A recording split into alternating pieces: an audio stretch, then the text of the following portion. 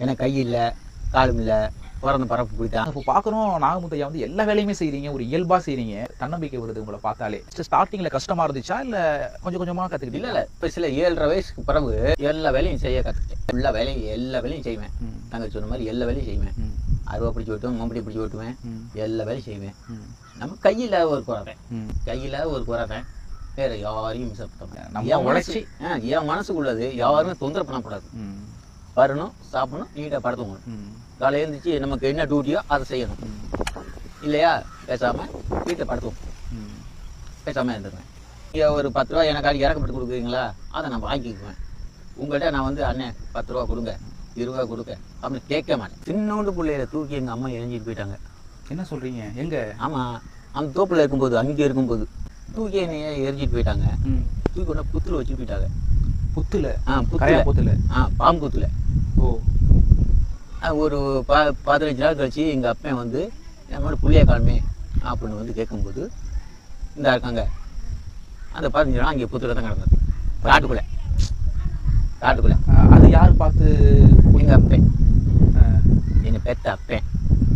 என்ன இது வந்து என்ன கோபம்யா? ஒன்றும் இந்த மாதிரி வரீங்கல்ல, நீங்கள் எல்லாரும் வரீங்கல்ல, ஊர் சனங்களை வருங்க என்னை பார்க்குறதுக்கு. கை இல்லாமல் பிறந்துட்டானே, கால் இல்லாமல் பிறந்துட்டானே, சின்னோண்டு பிள்ளைய அப்படின்னு பார்த்துட்டு வந்து கேள்விப்படுத்துவாங்கன்னு தூக்கி போட்டாச்சு. எனக்கு கல்யாணம் பண்ணுறதுக்கு பொண்ணு பார்த்தாங்க. போய் பார்க்குற இடத்துல அந்த பொண்ணு கட்டிங்க இருக்கும். அப்புறம் கொஞ்சம் நேரம் வச்சு ஃபோட்டோ அனுப்புவேன். இப்படியே ஃபோட்டோ எடுத்து கொடுத்தோடனே இந்த ஃபோட்டோ பார்த்துட்டு என்னை நேராக அனுப்பாங்க.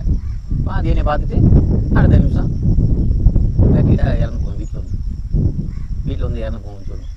அது வேண்டியது இல்லை, நம்ம இப்படியே இருக்குவோம் அப்படின்னு பேசாமல். யார் சொல்லுவா கட்டிக்கிட்டா இறந்து போயிடுவாங்க? அந்த பொண்ணு வீட்டுக்கார வீட்டில் அவங்க அம்மாட்ட போய் அந்த பொண்ணு சொல்லிடுவாங்க. இந்த பொண்ணே பார்க்காம இருக்கும்போது அவங்க அம்மாட்டையும் அவங்க அப்பாட்டையும் கேட்டுக்கிட்டு வந்து என்கிட்ட சொல்லி நான் இங்கேருந்து 2-3 பேரை கூட்டி போய் என் செலவு பண்ணி எல்லாம் கூட்டி போய் பார்த்தா ஃபோட்டோ கொடுப்பேன். ஃபோட்டோ கொடுத்தா நான் வந்த கட்டிக்குவேன். கட்டின நிமிஷம் சேர்த்து போவேன் அவங்க வீட்டில் போய். என் வீட்டில் அந்த வேண்டாம் வேண்டியதில்லை, அப்படி இருந்து போயிடுவோம். நெருக்கி ஒரு 15-20 பொண்ணு பார்த்தாச்சு.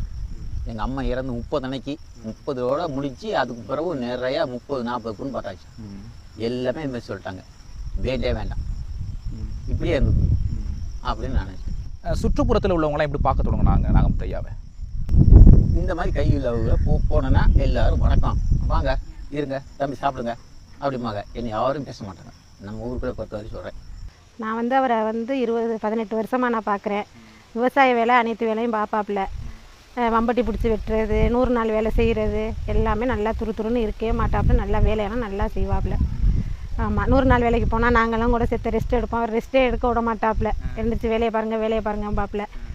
அதனால் நல்ல விவசாய வேலை நல்லா பார்ப்பாப்புல.